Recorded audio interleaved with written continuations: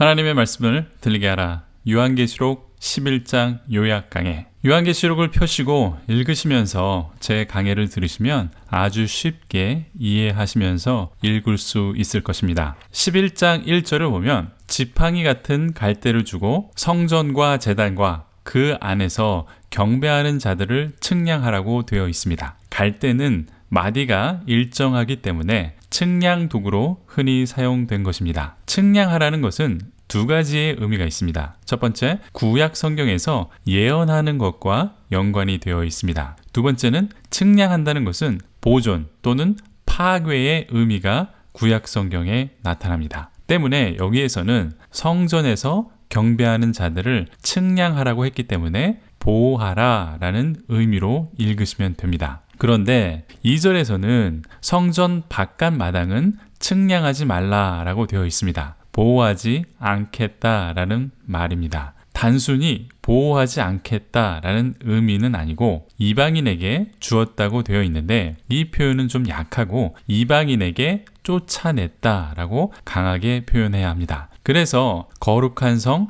예루살렘이 42개월 동안 이방인에게 짓밟히게 된다 이렇게 말씀하고 있는 것입니다. 좀 더 쉽게 해석해드리면 하나님의 성전 즉 하늘에 있는 성전에서 경배하는 자들은 보호하시고 성전 바깥 마당 즉 하나님의 백성이 아닌 자들은 이방인들에게 쫓아내십니다. 그래서 이방인들이 예루살렘을 42개월 동안 짓밟게 된다라는 말씀입니다. 1절에 하나님의 성전, 하늘에 있는 성전과 2절에 있는 거룩한 성, 이 땅의 예루살렘을 잘 구분해서 읽으시면 잘못된 해석을 말하는 사람들과 구분하실 수 있을 것입니다. 이제 3절에는 두 증인이 굵은 베옷을 입고 1260일을 예언한다라고 되어 있습니다. 1260일은 앞에서 예루살렘이 짓밟히는 42개월과 같은 시기, 즉 3년 6개월을 말하고 있습니다.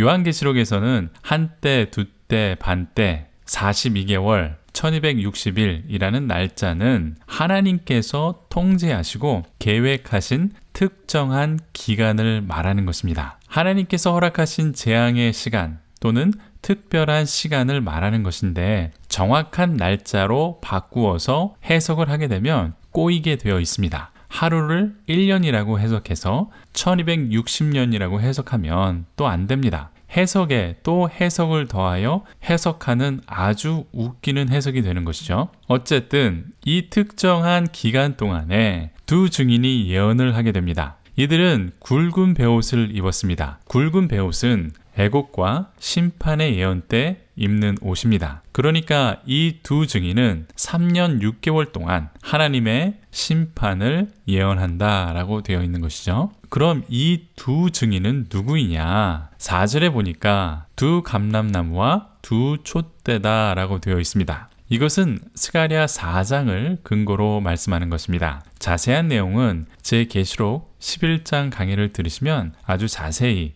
그 내용과 근거가 나타날 것입니다. 하지만 여기서는 결론만 말씀드리겠습니다. 감람나무는 기름 부음 받은 선지자를 의미합니다. 또 촛대는 복음을 전하는 진리의 말씀을 전하는 복음 전도자를 상징을 합니다. 그러니까 하나님의 말씀과 복음을 전하는 두 명의 선지자와 전도자를 감람나무와 촛대로 비유하여 말씀하는 것입니다. 5절에 보면 누구든지 이 두 증인을 해하려 하면 이 두 증인의 입에서 불이 나와서 죽게 된다고 말씀합니다. 입에서 불이 나온다라는 것은 에레미야 5장 14절에 하나님의 말씀을 말하고 있는 것입니다. 하나님께서는 하나님의 말씀으로 이 두 증인을 보호하시겠다라는 것입니다. 6절에 보면 이 두 증인이 권능을 가지고 비가 오지 못하게 합니다. 또 물을 피로 변하게 하고 여러 가지 재앙으로 땅을 친다고 되어 있습니다. 그러니까 3년 반 동안 이렇게 이적을 행하며 예언과 복음을 전하는 것입니다. 7절을 보면 이제 증언이 마칠 때 무저갱에서 짐승이 올라와 이 두 증인과 전쟁이 일어나게 되고 두 증인은 이 전쟁에서 패하고 죽게 된다라고 말씀하고 있습니다. 앞서도 말씀드렸듯이 3년 6개월 동안 예언한다라고 되어 있기 때문에 하나님이 정한 시간이 지나고 이 두 증인은 순교를 당하게 된다는 것입니다. 8절에 이 두 증인의 시체가 큰 성 길에 또는 큰 성 광장에 방치된다라고 되어 있습니다. 여기서 길이라고 번역된 것은 광장으로도 번역될 수 있습니다. 이 성은 영적으로 소돔이고 애굽 즉 출애굽 당시처럼 이집트라고 되어 있습니다. 그런데 이 영적인 소돔과 이집트는 예수님께서 십자가에 못 박힌 예루살렘이라고 말하고 있습니다. 소돔이라고 말하는 것은 도덕적으로 타락한 상태를 말합니다. 또 이집트는 우상 숭배와 죄의 노예처럼 살아가는 상태를 말하는 것입니다. 9절에 세상 방방곳곳에서 예루살렘으로 온 사람들이 이 두 증인의 시체를 3일 반 동안 방치된 것을 보게 된다라고 말씀합니다. 3일 반 동안 장례도 치르지 못하게 모욕을 주는 것입니다. 이 3일 반도 상징적인 숫자입니다. 3년 반도 그렇지만 정확한 숫자나 날짜가 아니라 하나님께서 정하신 특별한 시간을 상징적으로 말해주는 것입니다. 이것이 상징적인 특별한 기간이라는 성경적 증거는 제 요한계시록 강해 11장 6절에서 11절 강해분을 보시면 8분 45초에서 9분 37초 사이에 들어 있습니다. 거기에 보시면 성경적 근거가 나타날 것입니다. 10절은 이 두 증인 때문에 이 땅에 재앙이 생겼기 때문에 사람들은 이 두 증인의 죽음을 기뻐하고 서로 선물을 주며 즐거워한다 라고 되어 있습니다. 그런데 11절에 보면 반전이 일어납니다. 3일 후에 이 두 증인이 부활하여 두 발로 서게 됩니다. 그리고 12절에 하늘에서 큰 음성이 나서 올라오니까 이 두 증인이 구름을 타고 하늘로 올라가게 되고 두 증인을 죽인 원수들도 그 장면을 보게 됩니다. 이때 13절을 보면 큰 지진이 일어나고 성의 10%가 무너지게 됩니다. 이 지진으로 7,000명의 사람들이 죽게 됩니다. 그리고 남은 자들은 두려워하여 영광을 하늘의 하나님께 돌린다고 되어 있습니다. 결국 사람들은 하나님을 알게 되고 하나님을 두려워하게 된다는 것입니다. 그렇지만 모두가 하나님을 믿게 된 것은 아닙니다. 이제 두 증인의 이야기는 끝이 나고 15절에 7번째 천사가 나팔을 붑니다. 이때 하늘에서 큰 음성이 나서 세상 나라가 우리 주와 그의 그리스도의 나라가 되어 예수님께서 세세토록 왕으로 통치하신다라고 되어 있습니다. 16절을 보면 하나님의 보좌 앞에 앉아있던 24장로가 엎드려서 하나님께 경배합니다. 17절에 24장로들은 감사의 찬송을 합니다. 옛적에도 계시고 지금도 계신 주 하나님 전능하신 이를 찬양합니다. 예수님께 쓰인 수식어가 하나님께도 동일하게 쓰이는 것을 볼 수 있습니다. 어제도 계시고 지금도 계시고 장차 오실 예수님과 하나님을 동일시하는 삼위일체의 내용이 나타나는 것입니다. 이 하나님께서 큰 권능, 즉 큰 능력으로 영원히 통치하고 계신다, 이렇게 찬양을 하는 것입니다. 18절이 번역상 문장이 좀 매끄럽지 않습니다. 이방인들이 분노하며 주의 진노가 내려 죽은 자를 심판하시며 라고 개역 개정 성경은 번역이 되어 있는데 제 나름대로 번역해보면 저는 이렇게 합니다. 세상 나라들이 분노하자 주의 진노가 내려졌다, 이렇게 문장이 시작됩니다.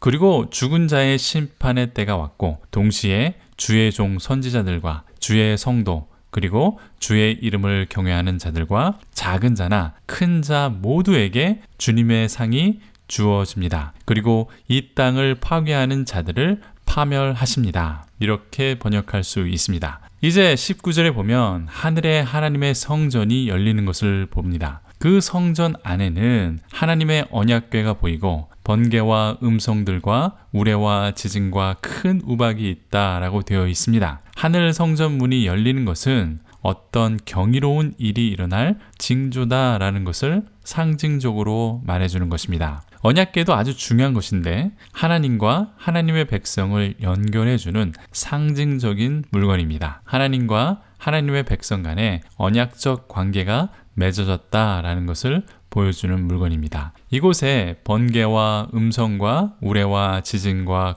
큰 우박은 하나님의 임재를 상징하는 것입니다. 언약궤가 있는 곳에 하나님께서 임하시고 있다라는 것을 이렇게 표현한 것입니다. 그럼 여기서 한 번 더 11장을 요약하고 정리해 보겠습니다. 하나님께서 이방인에게 거룩한 성 예루살렘을 짓밟게 허락하셨습니다. 이때 하나님의 두 증인에게 능력을 주십니다. 이 두 증인은 1260일 즉 3년 반 동안 예언을 합니다. 이 두 증인은 올리브 나무와 촛대로 비유됩니다. 올리브 나무는 기름 부음 받은 선지자라는 것을 말해주고 촛대는 복음 전도자를 상징합니다. 이 두 증인은 10절에 선지자라고 말하고 있습니다. 이 두 선지자가 3년 반 동안 비를 내리지 않았고 물이 피로 변하게 했습니다. 그리고 여러 가지 재앙을 내렸다고 되어 있습니다. 하지만 이 두 선지자는 무적행에서 나오는 짐승과 전쟁으로 순교를 당하게 됩니다.